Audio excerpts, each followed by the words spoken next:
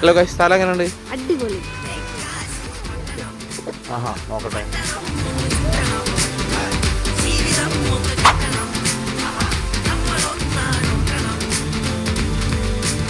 എന്ത് ശാന്തമായ അന്തരീക്ഷം, ശാന്തിയുടെയും സമാധാനത്തിന്റെയും വെള്ളരിപ്രാവുകൾ നീ കണ്ടോ?